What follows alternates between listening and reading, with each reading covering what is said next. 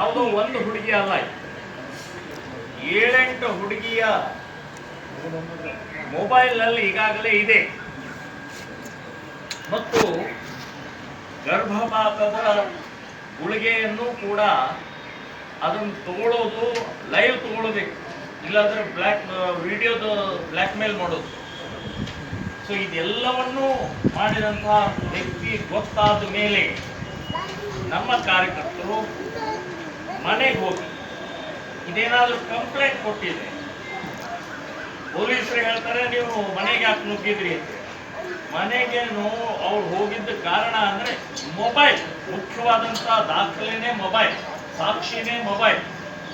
ಮೊಬೈಲ್ನೊಳಗೆ ಇದ್ದದ್ದನ್ನ ಎಲ್ಲ ಡಿಲೀಟ್ ಮಾಡಿದ್ರು ಅಂತಂದ್ರೆ ಏನು ಉಳಿದು. ಆಮೇಲೆ ಪೊಲೀಸರು ಹೇಳ್ತಾರೆ ಅಥವಾ ಸರ್ಕಾರ ಹೇಳುತ್ತೆ ಏನೂ ಇಲ್ಲ, ಸುಮ್ಮನೆ ನೀವು ಅಪಾದನೆ ಮಾಡ್ತಾ ಇದ್ದೀರಿ ಅಂತನ್ನುವಂತ ಹೇಳಿಕೆಗಳು ಬರ್ತಾರೆ. ಸೊ ಆ ದೃಷ್ಟಿಯಿಂದ ನಮ್ಮ ಕಾರ್ಯಕರ್ತರು ಹೋಗಿ ಅವನನ್ನ ಮನೆ ಒಳಗಡೆ ಹೋಗಿ ಮೊಬೈಲು ಮತ್ತು ಅವನನ್ನು ತಗೊಂಡು ಬಂದು ಪೊಲೀಸ್ ಸ್ಟೇಷನ್ಗೆ ಒಪ್ಪಿಸಿದ್ದಾರೆ.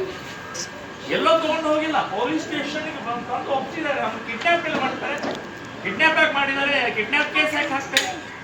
ಸೊ ಇದು ವ್ಯವಸ್ಥಿತವಾದಂತ ಲವ್ ಜಿಹಾದದ ಬಹಳ ದೊಡ್ಡ ಸ್ಕ್ಯಾಂಡಲ್, ಇದು ಬಹಳ ದೊಡ್ಡ ಷಡ್ಯಂತ್ರ. ಇದು ಬರೇ ಇಲ್ಲಷ್ಟೇ ಅಲ್ಲ, ಇಡೀ ರಾಜ್ಯದ ಎಲ್ಲಾ ಜಿಮ್ಗಳಲ್ಲೂ ಕೂಡ ಇದು ನಡೀತಾ ಇದೆ.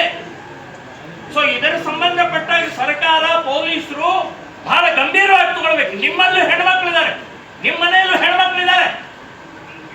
ಸೊ ಎಲ್ಲಾ ಹೆಣ್ಮಕ್ಳಿಗೆ ಈ ರೀತಿಯ ಇಸ್ಲಾಮಿಕ್ ದುರಹಂಕಾರಿಗಳು ಇವತ್ತು ಇವರು ಮದರ್ಸಾದಲ್ಲಿ, ಮಸೀದಿಯಲ್ಲಿ ಮುಲ್ಲಾ ಮೌಲ್ಯಗಳು ಸಪೋರ್ಟ್ ಮಾಡ್ತಾರೆ, ದುಡ್ಡು ಕೊಡ್ತಾರೆ ಇವರಿಗೆ.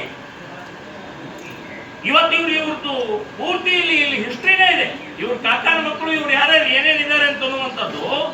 ಮೆಹಬೂಬಾ ಮುಲ್ಲಾ ಅಂತನ್ನುವಂಥವನು ಒಬ್ಬ ಬ್ರಾಹ್ಮಣ ಹುಡುಗಿಯನ್ನು ಮದುವೆ ಆಗಿದ್ದಾನೆ. ಫಾಯರ್ ಫರೂಜ್ ಅನ್ನುವಂಥವನು ಮೀನಾಕ್ಷಿ ಮರಾಠ ಸಮಾಜದ ಒಂದು ಹುಡುಗಿಯನ್ನು ಮದುವೆ ಆಗಿದ್ದಾನೆ.